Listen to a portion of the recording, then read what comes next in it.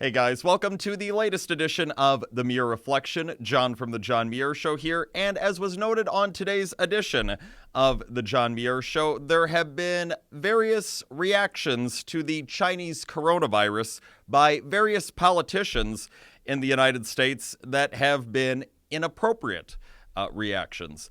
Among those being the one that we got word of today from Wisconsin's Democrat Governor Tony Evers, saying that he's essentially shutting down the entire state of Wisconsin effective tomorrow. If you want more information on those various overreactions that we have seen from various government officials like Tony Evers, you can read more about that in the corresponding blog post for today's video. I do want to take a minute or two, though, to talk about the appropriate governmental reactions that we have seen to the spread of the Chinese coronavirus, because there have also been some very appropriate actions taken, most notably some of the actions taken by President Trump when it comes to travel to the United States. Of course, you'll likely remember that back in late January, before the overwhelming majority of the American population was even paying attention to the coronavirus, you had President Trump restricting travel to the United States from heavily affected areas in Asia.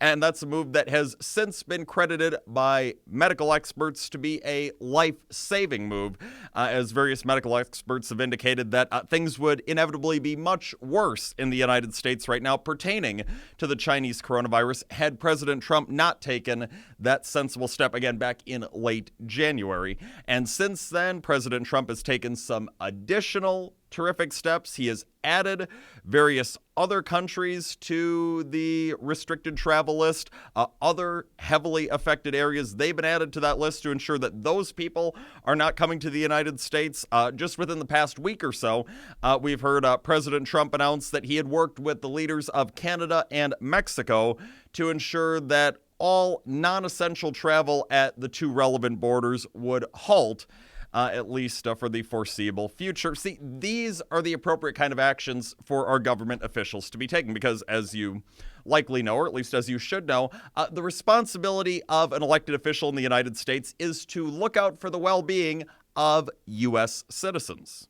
The responsibility is not to look out for the well-being of the entire world's population.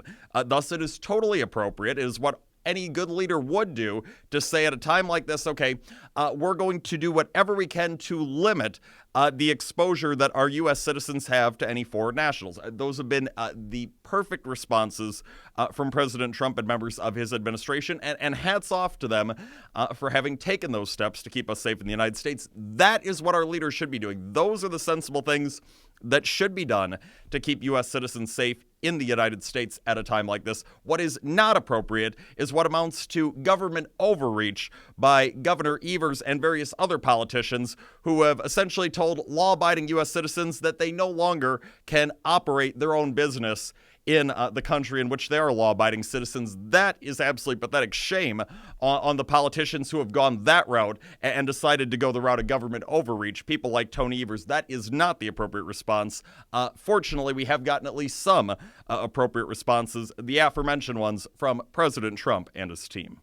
It's all the time that we have for today. The John Muir Show, each and every weekday, 8:40 a.m. on WTAQ, 9 a.m. on WSAU and WHBL. Till next time, I'm out.